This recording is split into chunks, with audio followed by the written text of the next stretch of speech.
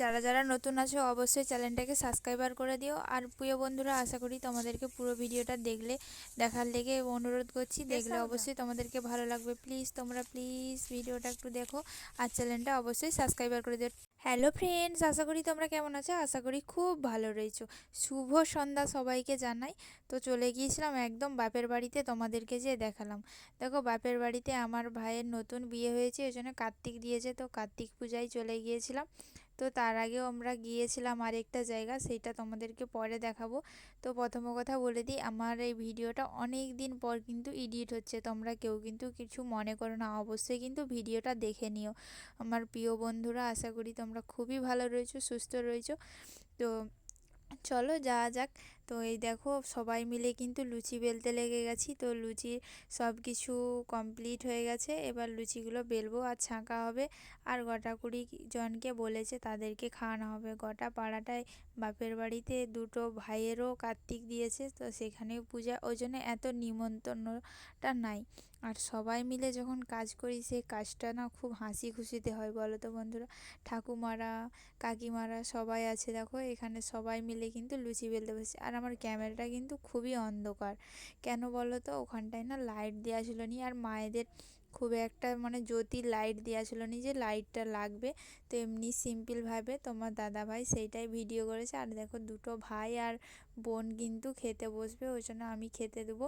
তো সেটাই জোগাড়যন্ত্র করছি আর বসাচ্ছি প্রথম ব্যাচ। তো আমিই শুরু করলাম। তারপরের দিন একদম চলে এলাম আমার বাড়ি। আর আমি তো বেশি থাকি না আমার বাপের বাড়িতে, একটি রাত মানে ঝেউ করে কাটে। তো তারপরে বাড়িতে চলে এসেছি, একা মানুষ কি বলো তো, সবটাই করতে হয়। আর বন্ধুরা জানো তো, আমি না সব কাজই করি, ধান কাটা থেকে আলু লাগানো, আলু তোলা, বাড়ির কাজ যেগুলো চাষবাস বলো যাই বলো, কিন্তু সেগুলো আমি সবই করি। তোমার দাদা ভাইয়ের সঙ্গে কিন্তু সহযোগিতা করে দিই। তো প্রিয় বন্ধুরা, আমি কিন্তু সবই করি। তো দেখো, আর আমার শরীরটা না ভালো নয়, মানে এতটাই শরীরটা খারাপ ছিল সেই দিন, না প্রচণ্ড শরীরটা খারাপ ছিল। তাও বলো তো, বাড়ির কাজ কে করবে বলো, বাড়ির কাজ করতে চলে গিয়েছিলাম।